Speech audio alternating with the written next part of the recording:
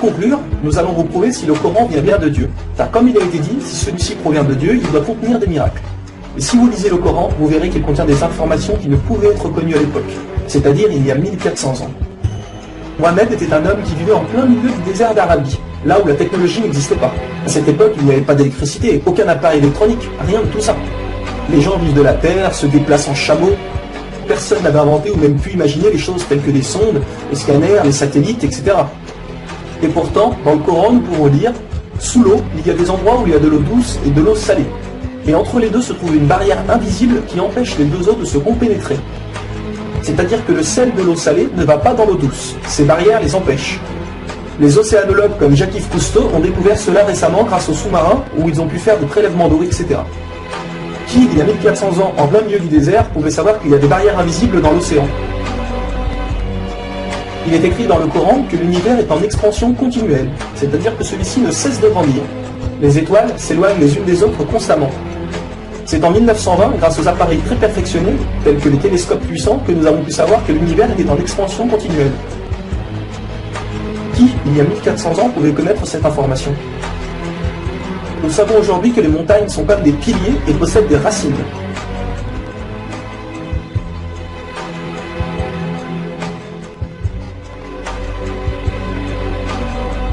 Sans les montagnes, il y aurait très fréquemment des tremblements de terre. Nous savons grâce aux récentes découvertes qu'elles servent à la stabilisation de l'écorce terrestre. Qui, une nouvelle fois, il y a 1400 ans, pouvait savoir que les montagnes étaient ancrées comme des piliers et que ceux-ci servaient à la stabilisation de l'écorce terrestre? Il est écrit dans le Coran que Dieu a créé les 7 cieux et la terre par le même nombre, c'est-à-dire 7. Nous connaissons aujourd'hui, grâce aux sondes qui vont sous terre, que la planète possède 7 couches terrestres.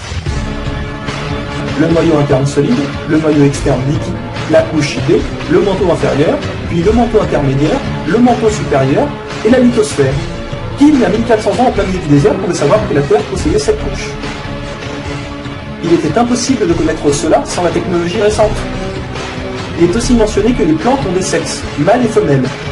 La découverte de la sexualité des plantes fut réalisée par Rudolf Jacob Comnenarius entre 1660 et 1720. Le Coran explique étape par étape l'embryologie, c'est-à-dire comment un enfant se développe dans le ventre de sa mère. Le professeur Kate Moore, qui a aussi le prix Nobel au Canada de l'embryologie, a confirmé que cela se passait exactement comme indiqué dans le Coran, et a affirmé que ces faits ne pouvaient être connus d'il y a 1400 ans, et que par conséquent, ces informations avaient été révélées à Mohammed par Dieu. Un exemple, le Coran explique qu'à un moment, le fœtus a la forme d'une sangsue dans le ventre de sa mère. Et si on regarde des images des scanners, nous nous rendons compte que l'embryon a exactement la forme d'une sangsue et qu'il s'accroche à une paroi du corps comme le fait une sangsue. Le mot le plus adapté pour décrire cela est sangsue. Vous voyez comment les versets coraniques s'accordent parfaitement avec la science d'aujourd'hui? Pour savoir cela, il a fallu attendre l'arrivée de scanners, de caméras, etc. Qui, il y a 1400 ans, pouvait décrire en détail les étapes de l'embryologie? Pour ceux qui pensent que le Coran copie certaines civilisations, il faut savoir que certaines personnes auparavant avaient fait des suppositions et avaient pensé des choses qui se sont révélées vraies, mais ont aussi fait énormément d'erreurs, et que soi-disant le Coran les avait copiées. Donc par exemple, si vous prenez un mauvais élève qui copie sur un bon élève, si le bon élève a 18 sur 20, est-ce que le mauvais élève va avoir 20 sur 20? Non, bien sûr que non, car le mauvais élève aura copié les bonnes comme les mauvaises réponses, donc il aura aussi 18 sur 20.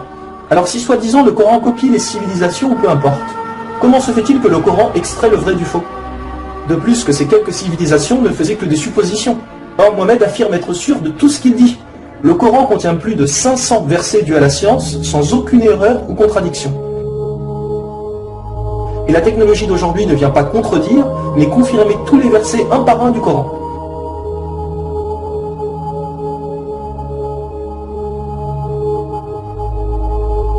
Il est écrit dans le Coran que les fourmis parlent. Nous l'avons confirmé en 2009 grâce aux appareils auditifs puissants. Un homme ne peut entendre ces bruits à l'oreille nue comme ça. Nous savons aujourd'hui que dans la plupart des pays, il est interdit d'avorter au bout de 3 à 4 mois. Car après 4 mois, la science explique que le bébé commence à vivre, et que cela donc est considéré comme un crime. En islam, il est dit que Dieu insuffle l'âme dans le corps du bébé au bout de 120 jours, donc 4 mois. Comme par hasard, au même moment que quand la science démontre que c'est à cette période que la vie du fœtus commence. Pour savoir que la vie du bébé commence à 4 mois, il a fallu attendre une nouvelle fois l'arrivée de scanners, IRM, caméras miniatures, etc. Qui, il y a 1400 ans, pouvait savoir que le bébé commençait à vivre au bout de 4 mois? Nous savons qu'au début du monde, il y avait seulement une nébuleuse primaire, compactée en une seule masse et qui a explosé, ce que nous appelons aujourd'hui le Big Bang. Le déroulement du Big Bang est pourtant écrit dans le Coran. Le Big Bang a été découvert au XXe siècle, alors que le Coran a été écrit au 7e siècle. Le Coran affirme que ce sont les abeilles femelles qui ramassent le pollen des fleurs. Pourquoi le Coran ne parle que des femelles et non des mâles? Eh bien, la science a découvert récemment qu'effectivement les femelles possédaient des organes que les mâles n'ont pas, et ceux-ci ne peuvent pas collecter le pollen des plantes. Encore et toujours, qui pouvait savoir il y a 1400 ans que les mâles n'ont pas les organes nécessaires pour le prélèvement du pollen? Il y a longtemps, les gens pensaient que la Terre était plate. Ce n'est qu'en 1577 que Francis Drake fait le tour de la planète et prouve que celle-ci est ronde. Le Coran, environ 1000 ans plus tôt, affirme que la Terre est ronde, mais ne s'arrête pas à ça. Pour donner un exemple, il est dit que la Terre ressemble à un œuf, mais pas n'importe quel œuf, celui d'une autruche. Et si vous regardez un œuf d'autruche, vous verrez qu'il n'est pas tout à fait rond, mais qu'il est aplati en haut et en bas. Celui-ci est de forme géosphérique. Et nous savons aujourd'hui que la Terre non plus n'est pas tout à fait ronde, mais qu'elle est aplatie au niveau des pôles. Et donc qu'elle est également de forme géosphérique. Qui, il y a 1400 ans, pouvait savoir que la planète Terre était géosphérique?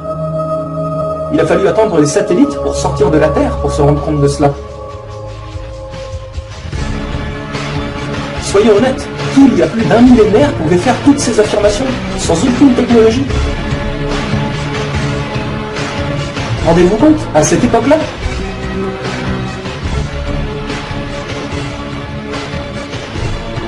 Et soyez conscients que je n'ai donné que quelques exemples. Il y a plus de 500 versets qui parlent de science sans aucune erreur.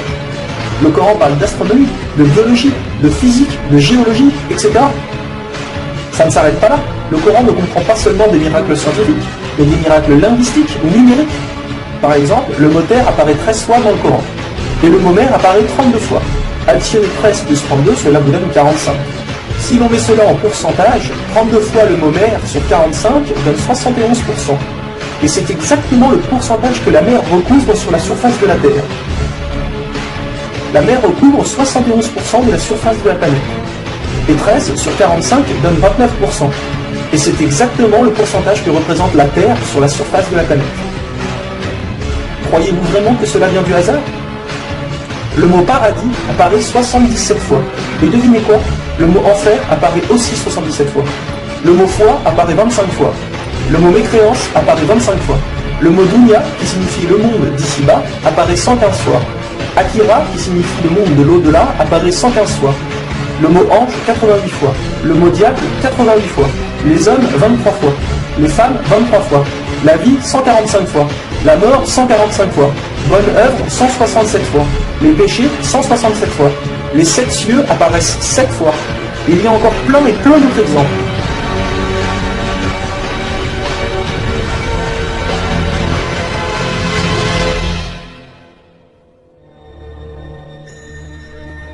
Le Coran est d'une beauté incomparable. Dans la langue originale, c'est-à-dire en arabe, environ la moitié du Coran rime. Le Coran contient des palindromes. Un palindrome est un mot qui veut dire la même chose si on le dit à l'envers. Par exemple, Bob, à l'envers, vous aurez toujours Bob. Ou kayak, à l'envers, vous aurez toujours kayak. Un mot comme ça peut se trouver, mais une phrase entière, cela est quasiment impossible.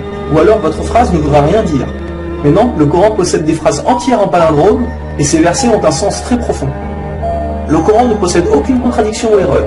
Je vais donner un dernier exemple avant de conclure. Vous allez vous rendre compte de l'extraordinaire précision du choix des mots. Dans un verset, Dieu dit qu'il n'a pas doté l'homme de 2 cœurs. Pourtant, un peu plus loin, Dieu parle aussi des femmes. Alors pourquoi il ne dit pas « je n'ai pas doté l'être humain de 2 cœurs » ? Pourquoi ne parle-t-il que des hommes, puisque les femmes sont mentionnées après ? Quand nous lisons tout le passage, nous nous rendons compte que Dieu ne parle pas au sens littéral, mais au sens figuré. Il explique que l'homme ne peut pas être croyant ou non-croyant. C'est l'un ou l'autre. Les deux ne peuvent pas coexister. Ou on a la foi, ou on l'a pas. Mais si nous prenons ce verset au sens littéral, est-ce vrai? Oui, bien sûr, l'homme ne possède qu'un seul cœur. Mais pour les femmes, elles peuvent être enceintes, n'est-ce pas? Et quand elles sont enceintes, combien de cœurs possèdent-elles? Vous vous rendez compte de ça? Si Dieu avait mis l'être humain au lieu du mot homme, un petit malin aurait pu dire « Hé, il y a une contradiction. Si on prend cette phrase au sens littéral, la femme peut avoir 2 cœurs quand elle est enceinte. » Mais non, même au sens littéral, cette critique est impossible. Que ce soit au sens littéral ou figuré, le Coran est inattaquable. Rendez-vous compte de la précision des mots. Il y a encore plein d'autres choses, mais cela prendrait énormément de temps de tout mentionner. Si cela vous intéresse, il existe de nombreuses conférences réalisées par des savants qui ont été filmées et qu'on peut trouver sur internet, telles que la parole divine de Nouman Ali Khan. Vous avez bien la preuve que le Coran ne peut que venir de Dieu et non d'un être humain. Comment se fait-il que la technologie d'aujourd'hui, la plus développée qui soit, ne puisse créer un seul animal ou plante? Ce que Dieu a créé, nous sommes incapables de le réaliser. Tout ce que nous construisons ne sont rien en réalité face à la nature. Dieu dit dans le Coran, pour ceux qui recherchent des preuves, regardez autour de vous, regardez la nature, l'être humain, l'eau, le soleil. Il y en a des preuves pour ceux qui réfléchissent.